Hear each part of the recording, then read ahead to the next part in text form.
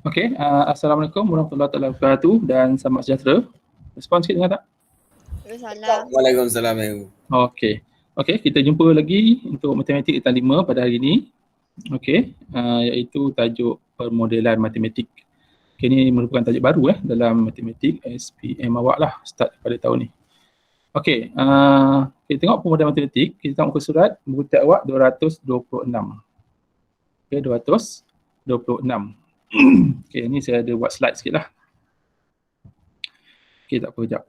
Okey, permodelan matematik.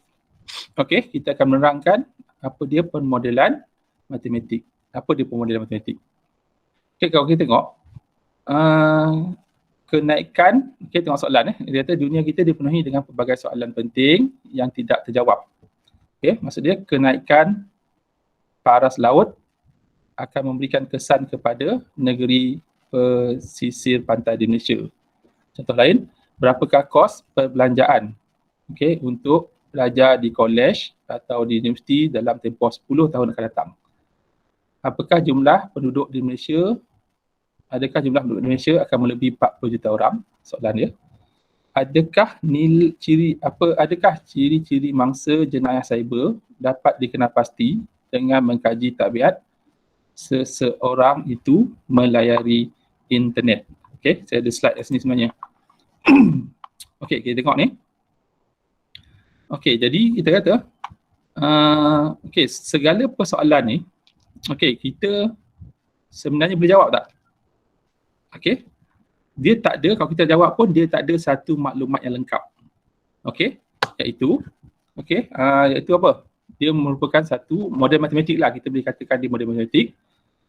Iaitu apa? Suatu perwakilan bagi satu sistem, sistem atau senario yang digunakan untuk memperoleh kefahaman secara kualitatif, atau kuantitatif bagi masalah harian sebenar, serta meramal perlakuan masa depan. Contoh dia, kita ada dua soalan tadi. Soalan yang biasa kita matematik yang kita boleh jawab, kalau respon terhad ni maksud dia bagi sekali data.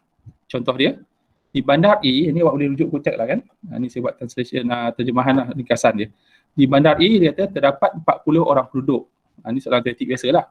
Diketahui 45% daripada penduduk di setiap bandar A menggunakan 5 botol minuman plastik setiap minggu. Berapa banyak botol plastik yang digital semula di setiap bandar tersebut? Ini persoalan matematik yang kita boleh buat lah. Ini merupakan respon terhad. Yang ini biasa kita buat. Tapi bila respon terbuka, respon terbuka, dia kata, berapa lamakah masa yang diperlukan untuk membersihkan tumpahan minyak di lautan? Ini respon terbuka. Ataupun soalan dia, bilakah jangkaan COVID-19 akan berakhir? Awak tahu tak bila? Tahu tak? Yang ni maksud dia adalah respon terbuka. Bila respon terbuka, kita tidak mempunyai maklumat yang mencukupi. Dan soalan ini adalah soalan terbuka. Jadi kita biasanya tidak mempunyai maklumat yang cukupi apabila cuba menyelesaikan masalah sebenar ni lah. Tak ada maklumat yang cukupi. So masalah dunia sebenar memerlukan kita menggunakan pengetahuan matematik dan kreativiti untuk menyelesaikannya. Dalam hal ini, permodelan matematik adalah paling sesuai dalam menyelesaikan soalan terbuka seperti ini. So bila soalan yang tak ada maklumat macam ni, tak ada maklumat macam ni, soalan macam ni, kita tunjuk teknologi, soalan macam ni, yang tak ada maklumat yang lengkap, kita boleh selesai, boleh dapat semua jawapan ni dengan menggunakan kaedah apa? Permodelan matematik. Faham tak ni? Faham. Faham tak? Segala maklumat yang ringkas macam ni, kita boleh selesaikan, boleh dapat jawapannya menggunakan kaedah permodelan matematik. Kaedah permodelan matematik. So, apa kaedah permodelan matematik? Terdapat beberapa komponen penting. Ni ada pusat 229. Komponen dia apa? Yang pertama, kita mesti kenal pasti dan definisi masalah. Kenal pasti dulu masalah tu apa. Kita buat sama, contoh. Yang kedua, kita buat andaian. Andaian ni bergantung kepada kajian kita tu lah. Kemudian kita kenal pasti pemboleh ubah. Yang ketiga, kita aplikasikan matematik dalam penyelesaian masalah. Kita apply. Yang keempat, kita menentusahkan dan mentafsir penyelesaian dalam konteks masalah berkenaan. Yang kelima, kita murnikan model matematik. Murnikan ni contohnya, kenapa kita nak murnikan? Contohnya andaian kita tadi, kita ada tambah lagi satu andaian. So kita kena murnikan lah. Itu maksud dia lah. Kemudian nombor 6, kita laporkan dapatan. So ada berapa komponen dalam model matematik? Ini biasa akan jalannya dalam soalan objektif. Berapa komponen? Ada 1, 2, 3, 4, 5. Ada apa? Ada 6 komponen dalam permodelan matematik. Okey, kemudian proses pemodelan boleh diringkaskan. Ini diringkaskan lah. Dia ada 6 tadi kan. Yang pertama, kenal pasti dan definisi masalah. Yang kedua, membuat andaian dan mengenal pasti pemboleh ubah. Yang ketiga, mengaplikasi matematik untuk menyelesaikan masalah. Yang keempat, menentusah dan mentafsir penyelesaian dalam konteks masalah berkenaan. Yang kelima, memurnikan model matematik. Okey. Kalau misalnya kita nak murnikan tu, ada andaian kita tak masuk, kita kena ulang balik daripada satu. Okey, kalau kita nak murnikan tadi, tak ada masalah andaian yang kita tak boleh masuk, terus kita buat laporan kajian dapatan. Okey, itu dia punya ringkasan dulu lah flow dia. Okey, kita bagi contoh. Okey, kita tengok masalah sebenar dia. Okey, masalah sebenar ni ada di muka surat 230. Buku teks awak Muka surat 230. Okey, buku teks. Okey, dia kata, samalah soalan tu, saya copy je. Okey, dia kata pasar raya yang terletak jauh dari rumah anda, okey, mungkin menjual sekampit beras 10 kilo. Okey.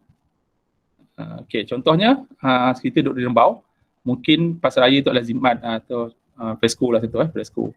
Okey, boleh. Okey, Fresco Contoh Fresco tu ada jual sekampit beras 10 kilo. Okey, dengan harga yang lebih rendah. Okey, contohlah bukan Fresco ni. Contoh dia kita ambil satu pasar raya di Seremban. Okey, mana nak pemedam ni? Ni. Okey, contoh di Seremban. Ni di Seremban lah. Ni di Seremban. Okey, pasar raya terletak jauh. Contoh di Seremban, jual sekampit beras lebih rendah daripada yang dekat. Dekat ni di Rembau lah. Di Rembau. Okey. Di Seremban, jual sekampit beras 10 kilo lagi murah daripada di Rembau. Contoh kan? Okey. Dengan rumah anda lah. Okey, faham tak contoh dia? So dia kata, adakah berbaloi jika anda memandu ke pasar raya yang lebih jauh? Adakah berbaloi kalau kita beli dekat Seremban? Okey. Beli dekat Seremban untuk membeli 2 kampit beras. Okey. Yang lebih murah. Faham tak ni soalan dia? Faham tak?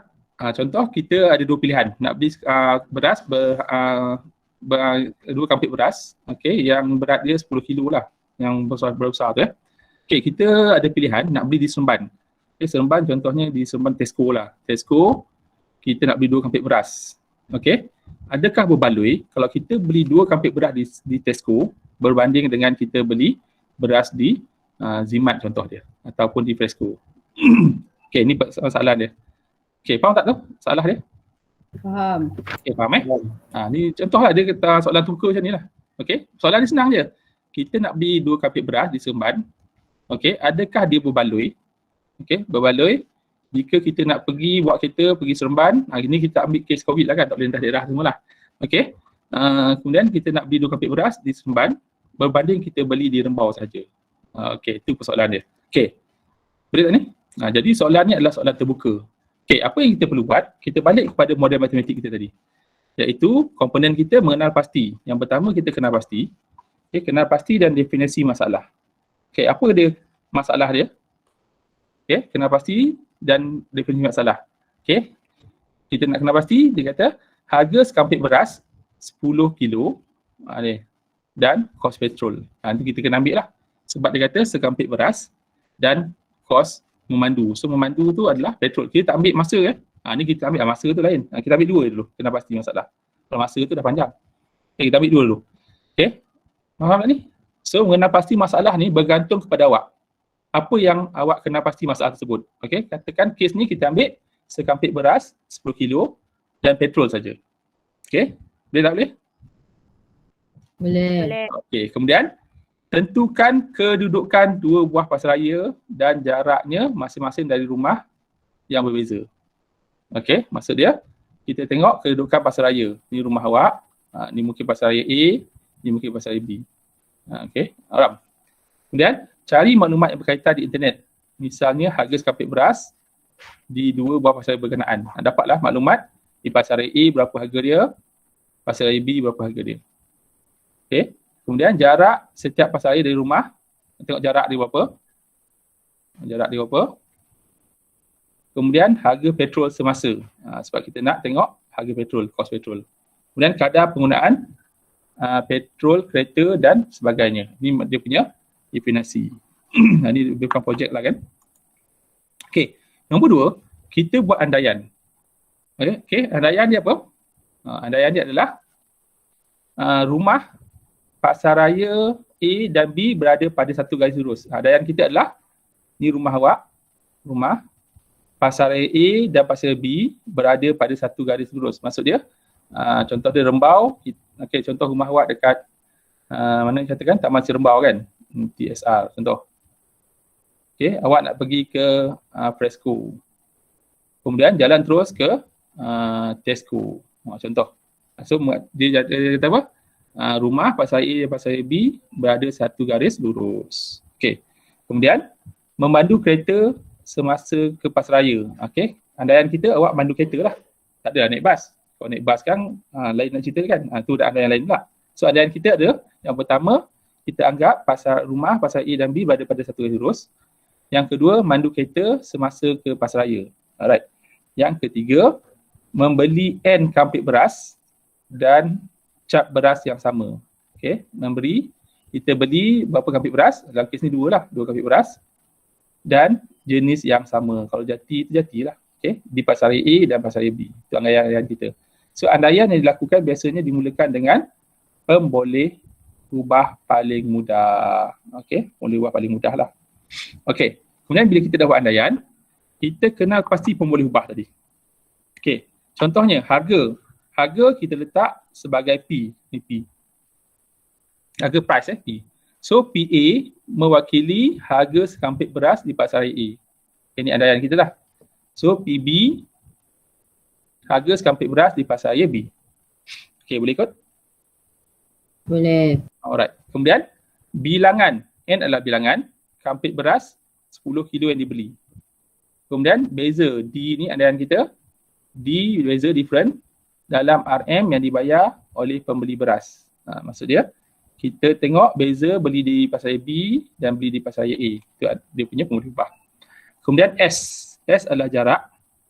Okey, sasaran ni jarak di antara pasaraya A dan pasaraya B. Jarak dia berapa. Kemudian K, kadar penggunaan petrol dalam per meter per liter. Kemudian harga petrol semasa dalam RM per liter. Kemudian andaian pemboleh ubah kita adalah beza petrol, okey, T ni, beza petrol dalam RM yang dibayar bagi perjalanan ke pasaraya B berbanding pasaraya A. Itu dia punya pemboleh ubah. Okey, tengok contoh lagi. Kemudian yang ketiga, kita aplikasi matematik untuk menyelesaikan masalah. Okey, macam mana kita aplikasi matematik? Okey, contoh kita dah survey tadi harga di pasaraya A, okey, di Fresco tadi, contoh pasaraya A, Fresco, harga dia RM25.95. Harga di pasaraya B, di Seremban Tesco, RM23.99. Ini contoh dia. Okey, so harga yang perlu dibayar untuk membeli 2 kampit beras. So kalau 2 kampit beras, di pasaraya A, RM51.90. Pasaraya B pula, RM47.98. Dengan membeli beras di pasaraya B, seorang itu dapat menjimat. So kita dapat jimat, tolakkan RM3.92. Okey, faham tak ni? Ini daripada satu sudut. Bila kita beli 2 kampit beras di pasaraya B, contoh di Seremban, okey, kita dapat jimat RM3.92. Okey, faham tak ni? Faham. Boleh ya? Alright. Contohnya, yang kedua tengok petrol pula. Kadar penggunaan petrol. Ni semua dalam kutek ya. Tak apa. Kadar penggunaan petrol pula. Okey. 17.6 km per liter. Ini kereta awak lah. Kan kalau kereta yang baru tu ada dia punya kadar kan. Ini kadar dia. Okey, 17.6 km per liter. Ini kadar dia lah. Okey. Harga petrol sekarang ni RM2.08 per liter. So, petrol yang diperlukan bagi perjalanan, okey, contoh dia kita tengok perjalanan dia adalah 6 km. Kan beza perjalanan ni adalah 6 km lah. Contoh 6 km lah kan. Ini kita ambil contoh pasaraya yang dekat lah ni. Okey, 6 km contoh. Kita buat tengoklah semasa-masanya. Okey, 6 km. So, petrol yang diperlukan untuk perjalanan 6 km adalah kita bagilah 6 km bahagi kadar penggunaan petrol, dapatlah 1 km 0.341 liter. Okey. Faham tak ni? So, kita darab 2.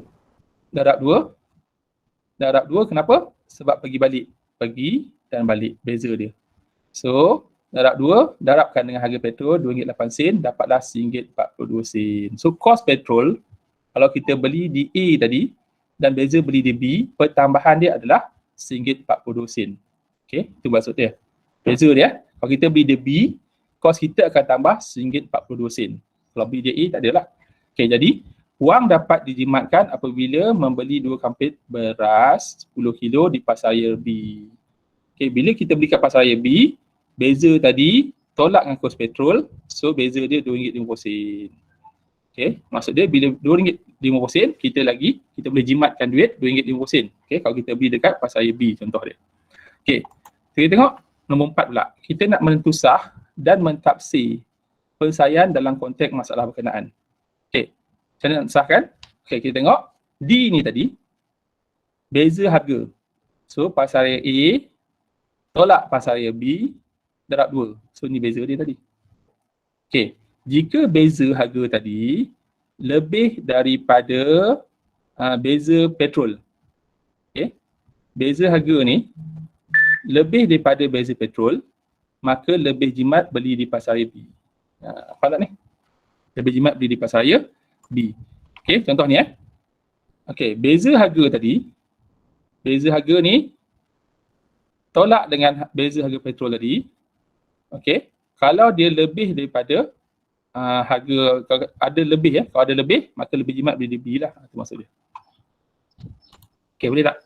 Okey, tapi jika beza ni tadi kurang daripada harga petrol, maka tak payahlah beli kat B. Kan? Contoh dia, beza tadi, beza dia RM3.90. Tapi kos petrol tu katakan RM5. Contoh. So, bila kos petrol lebih besar daripada beza harga tadi, so tak payahlah kita beli jauh. Okey, faham tak ni maksud dia? Okey, boleh tak? Boleh. Okey, boleh kita tengok ada permasalahan dia. Okey, seterusnya kita tengok T ni. Untuk dapatkan T macam mana? T untuk dapatkan dia tadi. Ini tadilah T. Ni. Ni formula untuk dapatkan T tadi. Iaitu apa? Jarak. Beza jarak tadi bahagikan dengan harga penggunaan petrol darab 2. Kenapa darab 2? Sebab pergi balik. Darabkan dengan harga petrol. Itulah formula dia tadi. Ni. Okey. Harga dapatlah RM1.42. Okey. Okey, boleh tak? Ni projek matematik lah ni. Okey, seterusnya nombor, kita lanjutkan penokaan lanjutan dia. Okey. So, penokaan lanjutan kita tengok. Okey, kita bandingkan harga tadi. Beza harga tadi, harga A tolak harga B darab 2. Okey. Kemudian kita tengok S ni, kita tengok kedudukan pasaraya. S, kita letak S. S lah tak tahu berapa jarak dia. Bahagi harga petrol darab 2 darab harga petrol semasa. So dapatlah S dia. S jarak mestilah kurang daripada 16.6 km.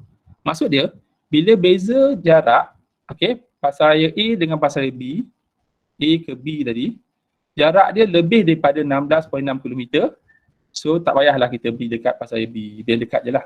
Itu maksud dia. Faham tak ni? Faham tak? Faham. Okey Kemudian harga pula. Kita buat perbandingan harga. Harga tadi, kita guna formula yang sama tadi. So kita letak harga dia ni. Harga B pula, nak cari harga B. Ini formula tadi kan? Ini formula dia. Ini formula kita dapat tadi. So untuk dapatkan harga pula, dapatkan harga, kita masukkan maklumat kita dapat. Harga beras di pasaraya A, letak berapa harga di pasaraya B tak tahu. Darab 2, gantikan beza jarak tadi, bahagi harga petrol, darab 2 darab harga semasa petrol. So dapatlah P tadi, harga bagi sekampit beras mestilah kurang daripada RM25.24. Okay. Kalau harga beras di B tadi lebih daripada RM25.24, maka tak payahlah kita beli di B, beli di A saja. Okay, boleh ikut tak? Itu penokat lanjutan dia. Okay. Boleh? Boleh tak? Boleh cikgu. Boleh. Okay. Daripada penokat lanjutan ni, kita boleh dapat yang ketiga sebenarnya. Cari berapakah bilangan petrol, bilangan beras yang kita boleh beli. Kan tinggallah N ni pula. Gantikan A, gantikan harga B, N sebagai pemboleh ubah dia. So berapa minimum yang kita boleh beli supaya kita dapat beli lagi murah di, kita boleh beli di pasar air yang lagi jauh. Samalah. So kita dapatkan formula ni. Ni dah penokaan dia. Okey ya. Okey, tapi kita pergi secara detail dulu. Nanti surface dulu. Okey, refleksi tentang model ni. Okey, apa refleksi dia? Adakah model ini masih sah apabila kita menambah atau mengurangkan nilai pemboleh ubah?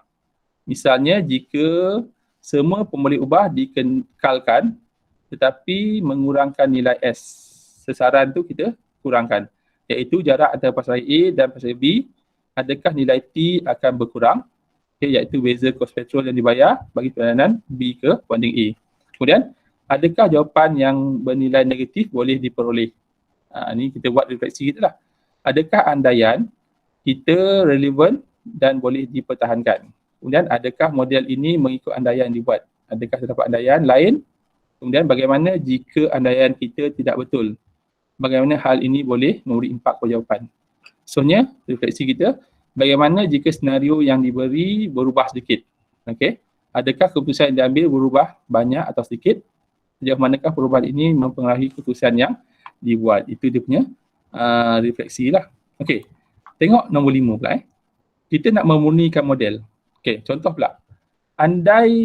Andaian yang dibuat tentang lokasi rumah pasar raya A dan B berada pada satu garis lurus. Perlu dikaji semula lah. Okey, jika lokasi ketiga-tiga tempat tidak terletak pada satu garis lurus. Contohnya ke Port Dickson lah, kita ambil Port Dickson, bukan satu garis lurus. Bagaimana hal ini boleh memberi impak model kita? Jika andaian baru dibuat, maka model perlu diubah untuk menggambarkan perubahan. Maksud dia, andaian tadi kita kata rumah pasar A dan pasar B adalah satu garis lurus. Bila andaian kita berubah, maksud dia kita kena murnikan balik model ni. Maksud dia kita kena buat daripada awal balik. Faham tak ni? Kita kena buat daripada awal balik. Iaitu apa? Ni. Kita buat daripada awal. Kena pasti balik masalah dia. Okay. Ada satu yang berubah, kena pasti masalah dia. Contoh dia, masalah ni kita ubah. So jarak dia bukan garis lurus. Contoh kan? Kita kena buat balik. Dia bukan garis lurus, dia adalah contoh dia teorem Pythagoras. Ni teorem Pythagoras. Kita boleh guna jarak pula sasaran. A, B. So carilah beza dia. Contoh dia beza ni dengan beza ni. Berapa beza dia? Contoh dia ni 3, 4, 5. So ni adalah 5, yang ni adalah 3. So beza dia 3. Dah berubah lain. Okay. Maksud dia bila satu andaian tu berubah, so kita kena buat balik daripada awal. Okay, buat balik daripada awal. Daripada awal kita buat balik. Okay, tu andaian dia lah. So kita tengok, kita nak laporkan macam mana? Kita laporkan. Okay, kita laporkan dapatan. Katakan kita tak ada perubahan. Okay, tak ada perubahan. Kita tak ada perubahan. So kita terus buat laporan. Kalau ada perubahan, kita balik kepada asal balik. Okay. So kita nak melaporkan dapatan, gunakan simbol dan rajah semasa membuat dapatan jika perlu. Okay. Misalnya, misal tadi ni. Okay. Jika perlu. Misalnya, nilai bagi suatu masa yang diperuntukkan oleh seorang adalah suatu yang tidak dipertimbangkan dalam model ini. Okey. Adakah memandu tambahan 12 km untuk jumlah penjimatan RM2.5 berbaloi bagi seseorang? Okey, mungkin model ini penjimatan 5 sen dianggap berbaloi lah, mungkin lah. Kita buat laporan lah. Okey. Contoh lain, impak kepada alam sekitar tidak dipertimbangkan dalam model ini. Maksudnya, adakah anda dengan memandu tambahan 12 km untuk jimat RM2.5 itu mesra alam sekitar? Okay, penggunaan petrol lah ni. So model ini tidak dipertimbangkan usaha ke arah kelestarian alam sekitar seperti usaha pengurangan karbon dioksida. Okey, faham tak ni? So, kita tengok, adakah masa kita mungkin ada yang kita pergi, adakah jimat RM2.5 tu berbaloi dengan masa kita pergi. Contohnya masa dari A ke B tadi, kita lebih katakan 15 minit masa kita terluang. 15 minit, pergi balik 30 minit. Adakah setengah jam tu berbaloi dengan harga RM2.5? Itu andaian kita lah.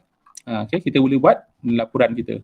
Okay, jadi kita telah melihat cara proses model matematik dilakukan dengan menggunakan satu contoh di atas. Okay, perlu ditegaskan bahawa kita tidak boleh menggunakan contoh ini sebagai satu template penyelesaian kepada masalah lain. Maksud dia, kajian kita ni hanya sah untuk kita saja. Okay, tak boleh gunakan secara umum yang lain. Okay, sebab ada andaian yang kita tak cover tadi.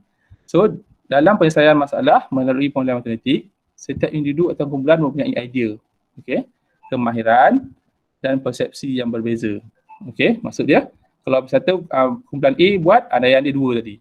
Kumpulan B pula mungkin buat andaian dia lain. Dia ambil kira masa, dia ambil kira kelestarian, adakah berbaloi, dan sebagainya lah. Kemudian soalan terbuka seperti ini kemungkinan menjana model matematik yang berbeza. Maksud dia kumpulan A dan kumpulan B buat dapatan dia lain. Sebab bergantung pada andaian.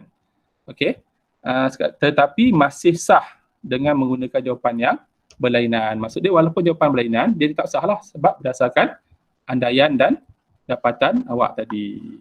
Boleh ke tak? Itu sedikit mengenai permodelan matematik. Itu cerita saya. Ada nak tanya? Maksudnya andaian tu contoh macam harga beras tu kita tak sendirilah tak mesti lah. Katakan kumpulan A katakan buat beras jati. Kan? Kumpulan B katakan buat beras apa? Taj Mahal. So maksudnya nanti kita orang semua jawapan lain-lain lah kan? Cuma jawapan lain lah. dia tu akan dapat sama lah kan? Maksud dia, hebat ni dia tak ada betul, tak ada salah. Projek ni tak ada betul, tak ada salah. Tak ada spesifik jawapan. Contohnya jawapan dia A tak ada. Jawapan dia boleh B, boleh C, D. Mungkin yang pertama dia andaikan beras jati. Harga RM25. Mungkin beras kedua, beras Taj Mahal katakan. Harga dia RM40. Faham tak? Mungkin yang C tu beras Perang. Harga dia RM50 sekampit. Bergantung kepada kita dapatan kita lah. Faham tak? Yang penting kita dapat proses. Proses pemodelan tu yang saya nak tekankan ada berapa? Ada 6 komponen. Ni 6 komponen ni. Mengenal pasti dan mendefinisi masalah, membuat andaian dan mengenal pasti boleh ubah, mengenal pasti matematik dalam penyelesaian masalah, mensusahkan dan mentafsir penyelesaian dalam konteks masalah berkenaan, mengundikan model matematik dan membuat laporan. Alright. Kita tengok contoh. Kita tengok latihan lah terus. Ataupun tengok contoh lah. Tengok kita tengok contoh ni. Contoh 1. Jeremy menyimpan 4,000 dalam bank di bank Bunga Raya. Bank Bunga Raya. Dengan kadar faedah mudah 15% tahun. Jeremy ingin membeli sebuah unit komputer, harga dia RM4,455 melalui hasil simpanannya. Kemudian, berapa lamakah tempoh penyimpanan yang diperlukan oleh Jeremy? Berapa tempoh penyimpanan? Jadi, kenal pasti dan definisi masalah. So, masalah dia apa? Kita mengetahui prinsipal dan kadar faedah. So, faedah ialah amount yang Jeremy perlukan selain RM4,000 tadilah untuk membeli komputer. So, dia nak faedah dia berapa? Kita perlu mencari tempoh simpanan di bank. Itu dia punya kenal pasti definisi lah. Kita cari berapa tempoh lama. Berapa lama kita boleh simpan tadi untuk dapatkan baki. So, baki dia adalah, nanti kita boleh buat lah. So, dia nak andaian ni kan? Alright. B ni pula, tentukan andaian yang perlu dibuat dan kenal pasti boleh ubah dalam penyelesaian masalah ini. So, apa andaian dia? Kita perlu mengandaikan kadar faedah tidak berubah. Macam ESB kan berubah. Kejap 5%, kejap 6%. So, kita andaikan kadar dia tak berubah. Itu andaian dia lah. Sebab bank bergantung kepada kan, kita tak boleh tentukan. Sepanjang tempoh yang kita melakukan perhitungan faedah. Jika tidak, rumus I sama dengan PRT tidak sah lah. Ini rumus tadi. Yang awak dah baca masa rendah. kita juga perlu mengandaikan harga komputer tidak berubah. Okay, dan tempoh tersebut kita andaikan harga komputer tetap. Padahal harga komputer kita tahu tak berubah. Dia sentiasa berubah mengikut tahun dan permintaan dan penawaran. Okay, apabila Jeremy berjaya mengumpul wang yang diperlukan. Itu andaian dia lah. Okay, so pemboleh ubah yang terlibat ialah I dan faedah P untuk prinsipal, R untuk kadar faedah dan T untuk masa dalam setahun. Okay, lebih kurang macam itulah soalan dia. Okay, so saya nak awak buat, kita buat sama. 8.1A, okay, 8.1A, kita bincang sama 8.1A, muka surat 234. Dan kita buat sama Kang. Kang saya nak seorang bentangkan. Alright, kita stop dulu recording ni.